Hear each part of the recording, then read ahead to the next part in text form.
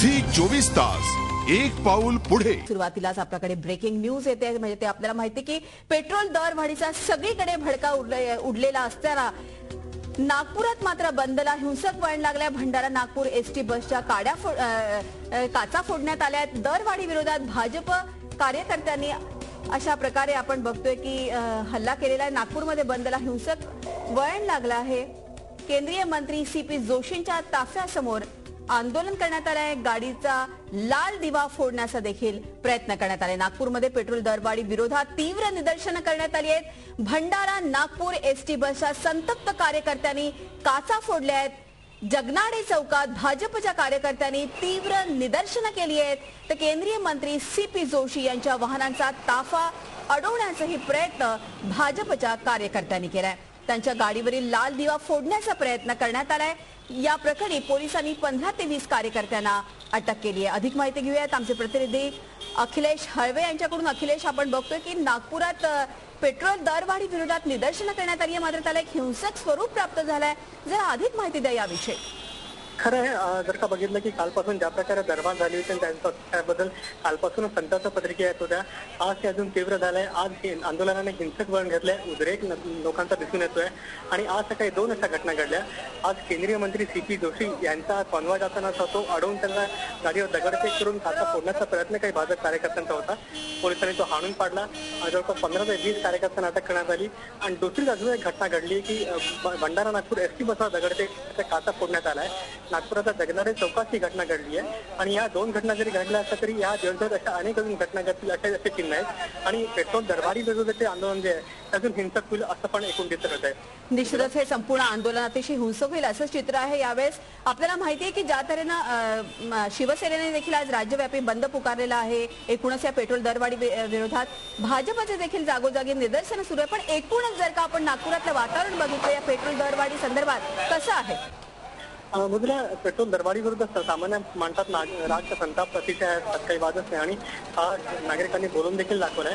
पण सामान्य जीवनाचा खूपसा परिणाम झाला नाही। रोजच्या सारखंच सामान्य नागपुरात सामान्य नागरिक आपलं जीवन व्यापन करतायत, पण एकूण संताप किंवा या दरबारी विरुद्धचा राग मोठ्या प्रमाणात दिसतोय आणि त्यामुळे सामान्य नागरिक देखील आता आंदोलनात सहभागी होताना चिन्ह होत आहेत दिसत आहेत आणि त्यामुळे हे आंदोलन अधिक वाढेल। कारण सामान्य नागरिक जर काय सहभागी झालेत आंदोलन अधिक तीव्र होऊ शकतं असे एकूण चिन्ह दिसत आहेत। निश्चितच आंदोलन तीव्र होण्याचा एकूणच असं एक स्वरूप आपल्याला दिसेल। त्याचबरोबर केंद्रीय मंत्री सीपी जोशी यांच्या वाहनांचा ताफा अडवण्याचाही प्रयत्न भाजपच्या कार्यकर्त्यांनी केला। काय घडली घटना? नागपूरच्या पाडी चौकात ही घटना घडली आणि सुमारे 15 ते 20 कार्यकर्त्यांनी असा प्रयत्न केला होता, पण ताफा जायच्या एक 15 ते 20 मिनिटात आधी पोलिसांना पूर्ण घटनेची माहिती मिळाली। नागपूरच्या क्रमना पोलीस ठाण्याच्या हद्दीत त्याचा प्रकार करायचा प्रयत्न केला होता, पण पोलिसांनी आधीच मध्यस्थी केली, आधीच सगळ्या कार्यकर्त्यांना अटक केली, त्यांच्याकडनं काळे झेंडे देखील जप्त केले। जर का तसं नसणाऱ्या जर कार्यकर्त्यांनी ताफा थांबवला असता, दगडफेक देखील केली असती, किंबहुना मंदिरांचा लालदिवा देखील फोडायचा कार्यकर्त्यांचा मानस होता, पण सगळे त्यांचे प्लॅन सगळे त्यांचे पोलिसांनी अडवून पाडले।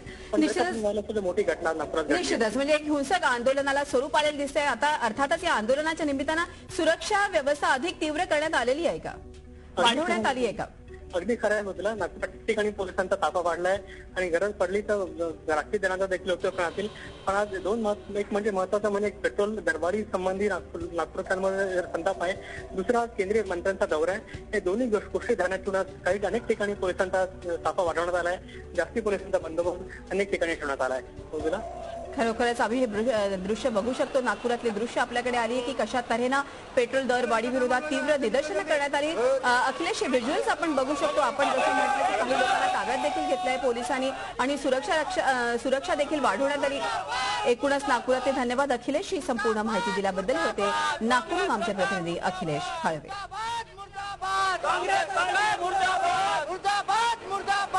आपण बघू शकतो नागपुरातली एक्सक्लुझिव्ह व्हिज्युअल्स आपल्याकडे आलेली आहे। नागपुरात देखील बंदला हिंसक असं वळण लागलेलं आहे पेट्रोल दरवाढी विरोधात।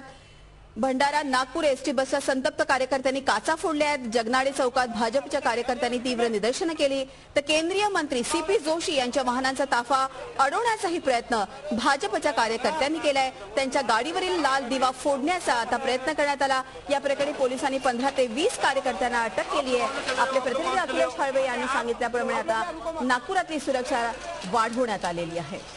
एकूणच नागपुरात देखील पेट्रोल दरवाढी विरोधात संतप्त प्रतिक्रिया उमटताना आपल्याला दिसत आहेत.